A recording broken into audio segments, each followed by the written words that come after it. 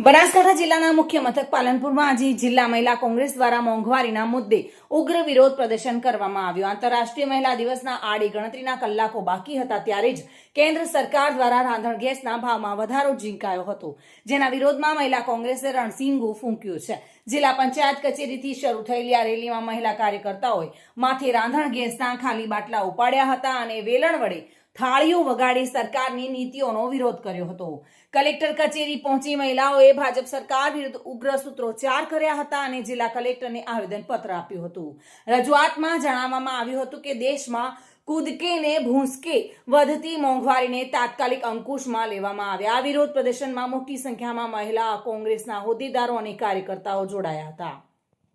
સરકારે વિરોધ પ્રદર્શન કરવામાં આવ્યું છે, શું માંગ? આજે બનાસકાંઠા મહિલા કોંગ્રેસ સમિતિ દ્વારા મોંઘવારીના વિરોધમાં એટલા માટે આંદોલન કરવામાં આવ્યું, રેલી કાઢવામાં આવી કે મોંઘવારી કૂદકે ને ભૂસકે વધી રહે છે। કાલે 8 માર્ચ એટલે મહિલા દિવસ હતો અને 7 માર્ચે આ સરકારે ગેસના ભાવમાં 1-2 રૂપિયો નહીં ને સીધા 60 રૂપિયાનો વધારો કરી અને મોંઘવારી એટલી બધી વધારી દીધી કે બહેનોના રસોડાનું બજેટ ખોરવાઈ જાય। આજે બહેનો મજૂરીએ જાય તો એમને 250 રૂપિયા કે 300 રૂપિયા મજૂરી મળે છે અને મોંઘવારીનો માર એટલો બધો છે કે એમને ઘર ચલાવવા માટે દરરોજે 500 કે 700 રૂપિયાની જરૂર પડે તો બહેનોને ઘર કેવી રીતના ચલાવવું।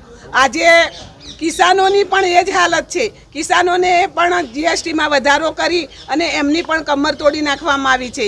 પેટ્રોલ, ડીઝલ, શાકભાજી, કરિયાણું બધું જ મોંઘું છે। આજે કૂદકે ને ભૂસકે મોંઘવારી વધી રહી છે અને બહેનોનું બજેટ ખોરવાઈ રહ્યું છે।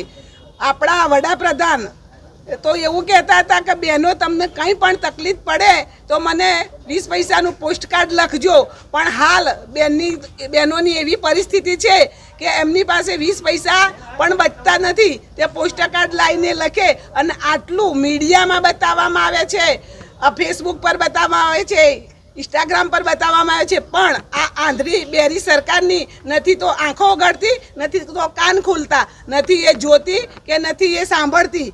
આજે બનાસકાંઠા જિલ્લા મહિલા કોંગ્રેસ સમિતિ દ્વારા અમારા ગુજરાત પ્રદેશના મહિલા સન્માનીય પ્રભારીની હાજરીની અંદર કલેક્ટર સાહેબશ્રીને આવેદનપત્ર આપવા માટે અમે લોકો આવ્યા હતા।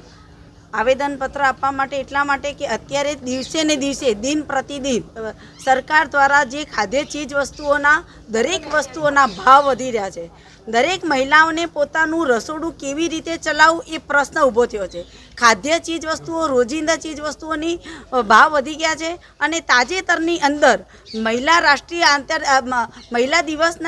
આંતરરાષ્ટ્રીય મહિલા દિવસના આગલા જ દિવસે સરકાર દ્વારા ગેસની અંદર સીધા 60 રૂપિયાનો વધારો કરી અને મહિલાઓને માથે હાથ રાખીને રોવાનો વારો આ સરકારે લાવ્યો છે। ત્યારે અમારે સૌ મહિલાઓના વતી સરકારશ્રીને અમે કહેવા માંગીએ છીએ કે જ્યારે આપ કહેતા હતા કે તમારા ભાઈને યાદ કરજો, જ્યારે તકલીફ હોય ત્યારે તમારો ભાઈ આવીને ઊભો રહેશે, ત્યારે અમારા ભાઈને અમે યાદ કરીએ છીએ, ક્યાં સંતાઈ ગયા છો? દિવસે ને દિવસે ભાવ વધારી રહ્યા છો। તમારી બહેન દીકરી એને ઘર કેવી રીતે ચલાવવું એ પ્રશ્ન થયો છે અને આવી આર્થિક ભીસની અંદર ક્યાંક ને ક્યાંક પીસાઈ અને કોઈ બહેનોને આત્મહત્યા કરવાનો બી અત્યારે પરિસ્થિતિ ઊભી। દિનેશ રાણા સાથે bureau report, today Gujarati news.